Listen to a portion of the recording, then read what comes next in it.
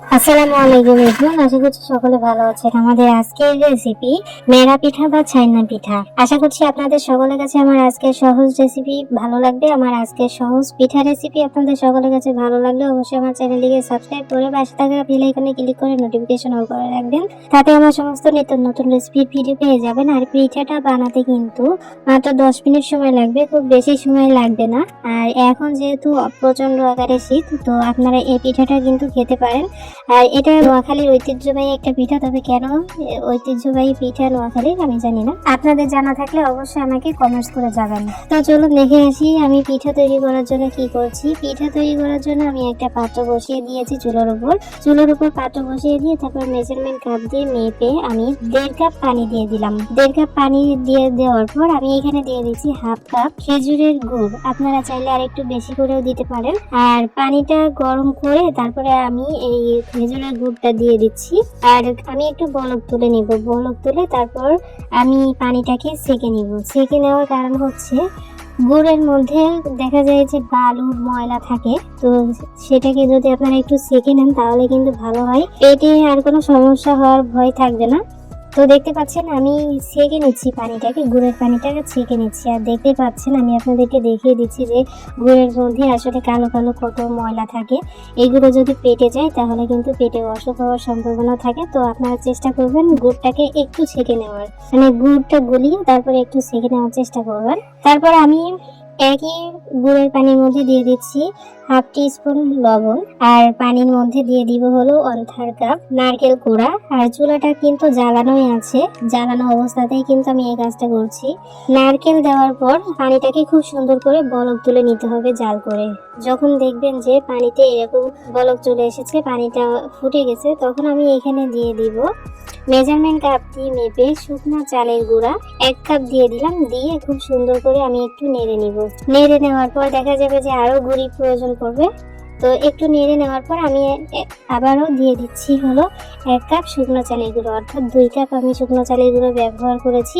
আপনারা চাইলে একই সঙ্গে কিন্তু চালের গুঁড়োটাও দিয়ে দিতে পারেন। তবে আমি 1 কাপ দেওয়ার পর একটু নেড়ে চেড়ে তারপর আমি আরও 1 কাপ চালের গুঁড়ি দিয়ে দিলাম এখানে।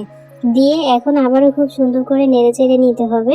আপনারা চাইলে 5-10 মিনিট অল্প আছে আপনারা এটাকে ঢাকনা দিয়ে ঢেকে রেখে দিতে পারেন। তবে আমি ঢাকনা দিয়ে ঢেকে দিব না, আমি একবারেই রান্না করে নামিয়ে নিব, নেড়ে চেড়ে নামিয়ে নিব। তো দেখতে পাচ্ছেন আমাদের পিঠা তৈরি করার জন্য কিন্তু চালের গুঁড়িটা রেডি হয়ে গেছে, ডোটা রেডি হয়ে গেছে দেখতে পাচ্ছেন। এখন চুলা থেকে নামিয়ে নিব, নামিয়ে একটা পাত্রের মধ্যে ঢেলে দিব। আর এই চালের গুঁড়ির এই ডোটা আপনারা একটু ঠান্ডা করে নেবেন, 5-10 মিনিট মতো একটু ঠান্ডা করে নেবেন। যেহেতু অনেক গরম, হাত দেওয়া সম্ভব নয়, তাই আপনারা একটু ঠান্ডা করে নেবেন। আমি দেখুন মেখে নিচ্ছি, একদম গরম রয়েছে, তো একটু ঠান্ডা করে নিয়েছি, তারপরে দেখা যাচ্ছে যে অনেক গরম। তো আমি অল্প অল্প করে একটু একটু করে আর কি হাত দিয়ে মেখে নিব। তো দেখতে পাচ্ছেন আমি গরম অবস্থাতেই মেখে নিয়েছি।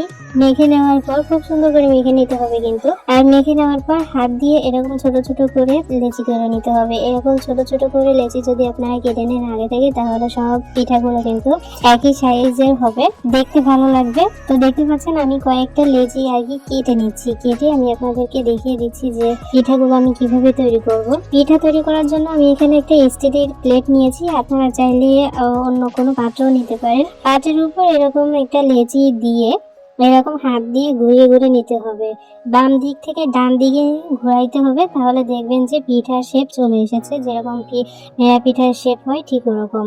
এক সাইড দেখতে পাচ্ছেন হয়ে গেছে, এক সাইড হয়ে গেলে আরেক সাইড নিচের পাশে দিয়ে তারপরে আপনারা আবারও একইভাবে ঘুরিয়ে নেবেন। তাহলে দেখবেন যে পিঠার শেপ কিন্তু সুন্দর হয়ে এসেছে। পিঠাগুলো সব এরকমই কিন্তু করে নিতে হবে। তো দেখতে পাচ্ছেন আমার একটা পিঠা কিন্তু তৈরি হয়ে গেছে, নেড়া পিঠা। আমি আপনাদের সুবিধার্থে আমি আরো একটি দেখিয়ে দিচ্ছি যে পিঠা কেমন হবে। আপনারা কে কোথা থেকে দেখছেন আমার ভিডিওটি অবশ্যই কিন্তু আমাকে একটু কমেন্টস করে যাবেন। ভিডিওটি কেমন দেখছেন অবশ্যই জানাবেন। আমার পরবর্তী ভিডিও কি দেখতে চান সেটাও আপনারা চাইলে কমেন্টস করে জানাতে পারেন আমাকে। তো দেখতে পাচ্ছেন আমি আপনাদের সুবিধার্থে আমি আরো একটি পিঠা তৈরি করে দেখিয়ে দিচ্ছি। এক সাইড যখন ভালো মতো ঘোরানো হয়ে যাবে তখন আরেক সাইড আবারও খুব সুন্দরভাবে ঘুরিয়ে নিতে হবে। এই তো আমাদের পিঠা তৈরি হয়ে গেল, দেখতে পাচ্ছেন কত সুন্দর দেখা যাচ্ছে। তো আমি ভিডিওর মধ্যে একটু ভালোভাবে দেখানোর চেষ্টা করছিলাম ক্লোজ ভাবে, কিন্তু আসলে ক্যামেরায় ভালোভাবে দেখা যাচ্ছিল না। তো আমি ধাপে ধাপে অনেকগুলো পিঠা কিন্তু তৈরি করে নিয়েছি, দেখতে পাচ্ছেন অনেকগুলো পিঠা আমি তৈরি করে নিয়েছি। এখন কিভাবে আমি ভাপাবো সেটাই আমি আপনাদের সাথে শেয়ার করব। তো চলুন আমরা পিঠা সিদ্ধ করে আসি। তো পিঠা সিদ্ধ করার জন্য আমি আগে থেকেই একটা পাতিলের মধ্যে পরিমাণ মতো পানি দিয়ে ঢেকে রেখেছিলাম গরম হওয়ার জন্য। পানিটা যখন বলক চলে এসেছে তখন আমি এখানে একটা চালনি দিয়ে দিচ্ছি, স্টিলের চালনি। আপনারা চাইলে বড় বড় ছিদ্রযুক্ত যে চালনিগুলো আছে বা পিঠা ভাপাতে হয় যেরকম ছিদ্রযুক্ত পাত্র আছে সেগুলো দিয়েও কিন্তু আপনারা পিঠা ভাপাতে পারেন। তো আমার কাছে ওইটা নাই, এজন্য আমি স্টিলের একটা চালনি বসিয়ে দিয়েছি। চালনি বসিয়ে দিয়ে আমি একে একে পিঠাগুলো দিয়ে দিচ্ছি, আর আমি একটু ফাঁকা ফাঁকা করে দিচ্ছি যাতে একটার সঙ্গে একটা লেগে না যায় এবং তুলতে কোনো সমস্যা না হয়। পিঠাগুলো যখন হয়ে যাবে তখন যেন তুলতে কোনো ধরনের কোনো ঝামেলা না হয়, তার জন্য আমি একটু ফাঁকা ফাঁকা করে দিচ্ছিলাম। তো আমি পিঠাগুলো দেওয়া হয়ে গেছে, এখন আমি পিঠাগুলোকে ঢাকা দিয়ে ঢেকে দিব 10 মিনিট। একদম ঘড়ি ধরে 10 মিনিট রাখলেই কিন্তু আমাদের পিঠা একদম পারফেক্ট ভাবে সিদ্ধ হয়ে যাবে। তো 10 মিনিট পর আমি চলে এসেছি, দেখতে পাচ্ছেন আমাদের পিঠাগুলো কিন্তু হয়ে গেছে। একদম ঘড়ি ধরে 10 মিনিট পর আমি চলে এসেছি, পিঠাগুলো সিদ্ধ হয়ে গেছে। এখন আমি পিঠাগুলোকে তুলে নিব। আর আপনারা পিঠা যখন তুলবেন তখন অবশ্যই দুটো খুন্তি অথবা দুটো চামচ দিয়ে তুলবেন, তাহলে হাতে তাপ লাগার কোনো চান্স থাকবে না, পুড়ে যাওয়ার কোনো ভয় থাকবে না। তো আপনারা পিঠাগুলো এরকম ধীরে সুস্থে করে আস্তে করে তুলে নেবেন, যাতে একটা পিঠাও যাতে নষ্ট না হয়, শেপগুলো যাতে সুন্দর থাকে তার জন্য। তো দেখতে পাচ্ছেন আমি পিঠাগুলো কিন্তু একদম ধাপে ধাপে তুলে নিয়েছি। এখন আমি আপনাদেরকে পরিবেশন করে দেখাচ্ছি যে আমার পিঠাগুলো কেমন হয়েছে। পিঠা সিদ্ধ হওয়ার পর কিন্তু অনেক বেশি চকচকে দেখা যাচ্ছে, আপনারা কিন্তু দেখতে পাচ্ছেন অনেক বেশি চকচকে হয়ে গেছে, দেখতে কিন্তু মাশাআল্লাহ অনেক সুন্দর লাগছে, অনেক লোভনীয় লাগছে। তো দেখতে পাচ্ছেন আমাদের পিঠাগুলো কেমন হয়েছে, একদম চকচকে অনেক লোভনীয় দেখা যাচ্ছে, আপনারা কিন্তু দেখতে পাচ্ছেন ভিডিওর মধ্যে। আর এখন যেহেতু প্রচন্ড আকারে শীত, আপনারা কিন্তু এরকম পিঠা তৈরি করে খেতে পারেন। আপনারা দুপুরে অথবা সন্ধ্যায় যদি আপনারা এরকম পিঠা তৈরি করে রাখেন তাহলে সকালে খেতে কিন্তু অসম্ভব মজার হয় খেতে। আর শীতের পিঠা সকালেই কিন্তু বেশি ভালো লাগে। আর এই পিঠা কিন্তু একদম ঠান্ডা হয়ে গেলে শক্ত হয়ে যাবে।